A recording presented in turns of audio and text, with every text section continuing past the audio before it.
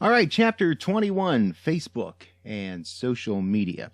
Now, a lot of the stuff in this chapter that talks about the history of the various social media platforms, we're going to cover in more detail when you go into the social media class. But for those of you that want to check out the timeline, it's on your screen. It's also in your textbook, and I would encourage you to go ahead and take a look at those things if you're interested in looking at how the different social media platforms came to be and some of the things that happened throughout their development and their history.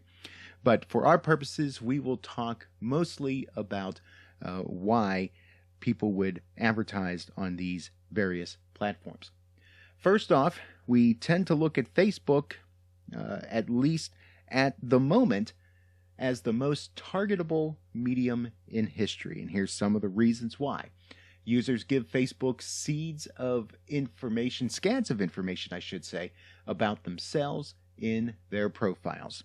You fill out a profile and you list your name and your age and your birthday and the things that you like and your family members and all of that. So you're instantly providing a lot of data to Meta. Users give Facebook massive amounts of information about themselves when they like a post, like their friends, like photos, and like brands and various pages that support certain causes. All of that information is gathered. And users give Facebook valuable information when they interact with ads, and also with brand pages. So basically, that idea that when you get something for free, that you are the product that Facebook makes money off of, we can see how that manifests here. When advertisers use Facebook Pixel, a line of code advertisers put on their websites, an advertiser then can track Facebook users' behavior when they come from Facebook to a website. So it's a way to be able to see that Facebook is a source for driving people to their particular web pages whenever they advertise on Facebook. Advertisers can buy ads on Facebook in three different ways. They can buy self-serve ads on the Facebook Business and Ads platform. They can buy ads on Facebook through a certified Facebook marketing partner. And Facebook can also manage accounts, especially if there is a large advertiser that is supplying Facebook with 7 figures or more over the course of a year. Buying Facebook ads. There are various buying options. They are listed in your textbook, and we'll talk about some of the bidding strategies as well. Highest value is one bidding strategy. This is where Facebook tries to maximize the amount of value generated by someone who's clicked on an ad and then made a purchase within either a 24-hour period or within the course of a week's time. Minimum ROAS. ROAS is an acronym standing for Return on Ad Spend. If an advertiser has a specific goal for how much return it wants to get from ads, setting a minimum ROAS can help to achieve that. So there's this sense of trying to determine how much you're going to be able to realize in revenue as an advertiser when you advertise on Facebook, and Facebook can help you try to reach that goal. Target cost. Using this option tells Facebook to aim for the average cost to be within a 10% range of the amount that is entered. This option is best for staying at a specific cost per optimization event. So this basically says that when an advertiser has a certain goal, that it wants to basically spend enough money in order to achieve that goal, give or take a little bit. Lowest cost. The lowest cost bid strategy tells Facebook to bid with the goal of getting the lowest possible cost per optimization event while also spending the entire budget by the end of the day or by the ad set's schedule. So this is that sense of basically trying to get as many ads out there as possible while spending the lowest amount per individual ad. Bid cap. A bid cap tells Facebook the maximum it can spend in an auction. So you can set a ceiling. If the bid goes above a certain amount, then you drop out of the bidding process and spend your money on another auction. Now, Facebook's troubles and its future. Through at least 2020, Facebook's business did not suffer despite debacles involving alleged Russian interference in the 2016 presidential election, Cambridge Analytica's inappropriate use of data on behalf of the Donald Trump campaign, and Facebook executives targeting George Soros. Now, this not in the book. This is more recent, as of 2022. Lower stock prices and the fate of Facebook's presence in the European Union, whether or not there's going to be a restriction there and Facebook may be having to decide to pull out of the EU. These have raised questions about the long-term viability of the platform, not to mention people outside of those issues choosing to delete Facebook profiles or not sign up for Facebook. So, are Facebook's days numbered? We will see. Twitter. Looking at the number of followers is not the best way to evaluate one's current popularity on Twitter.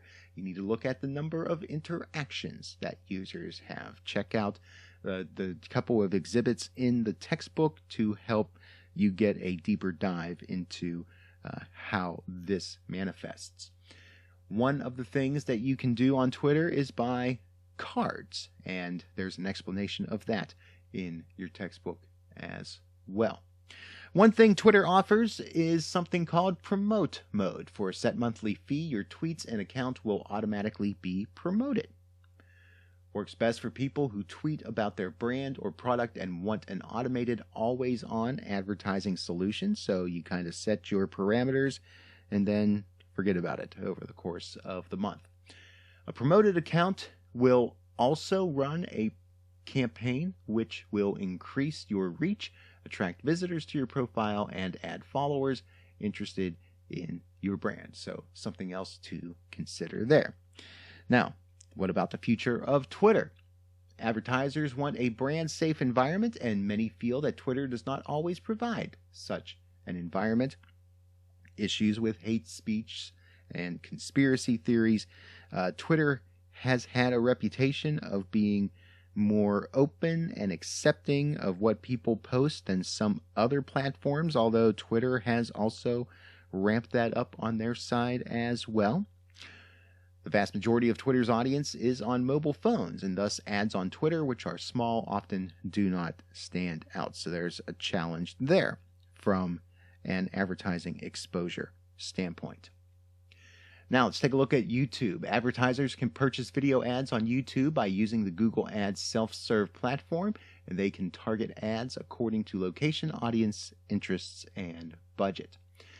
As far as YouTube's issues, the big one that's still on the minds of many people, and it's happened in a couple of different ways, a couple different instances, is the so-called adpocalypse. Algorithms have been developed to attempt to monitor offensive, especially hate-filled content, but even sophisticated algorithms often ban content that is not necessarily objectionable.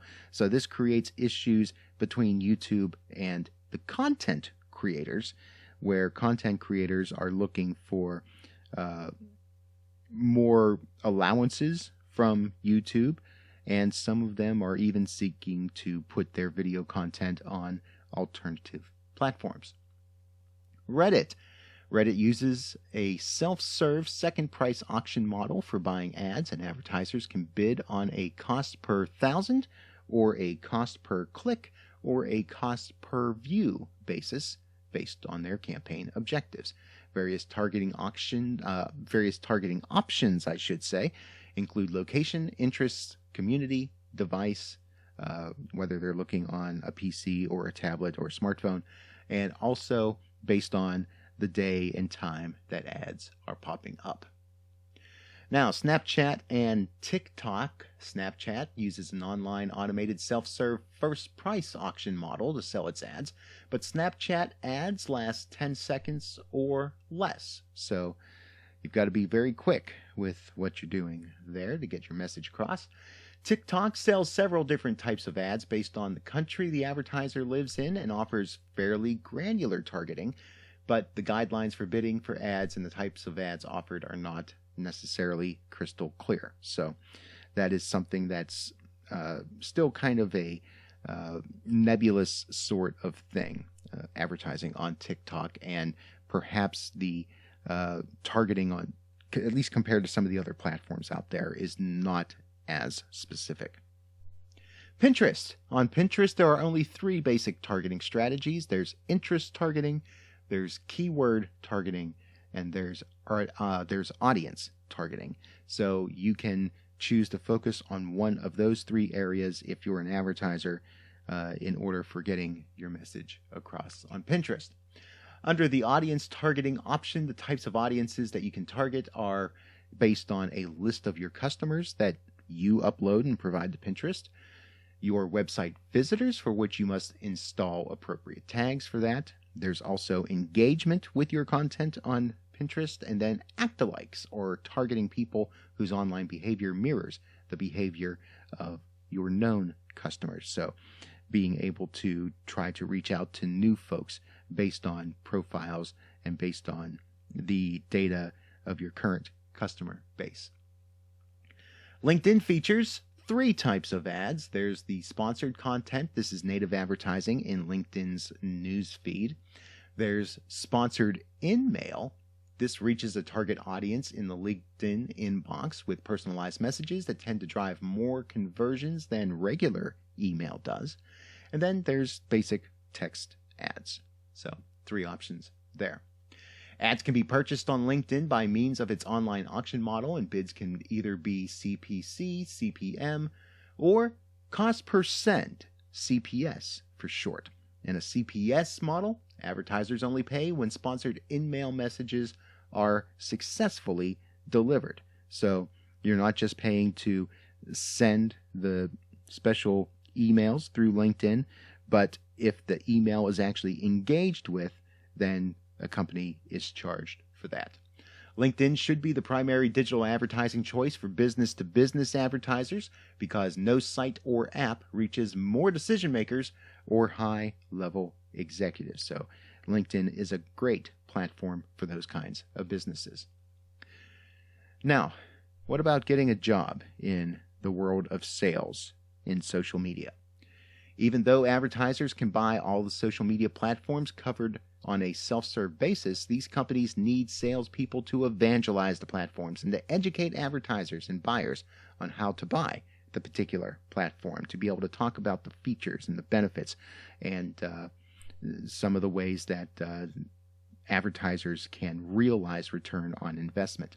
An excellent way to get a sales job for these major social media companies is to start in sales support and then work your way up to selling. So if that's something that you're interested in, get into that customer service sort of arena and then work your way up. So there you go. There's social media selling. Be sure to like, comment, subscribe, share, all that stuff. Or not. Anyway, at the very least, share your notes, share your study questions with me, share your questions and comments in the survey, and bring all of that with you to class so that we can have a grand and fantastic discussion.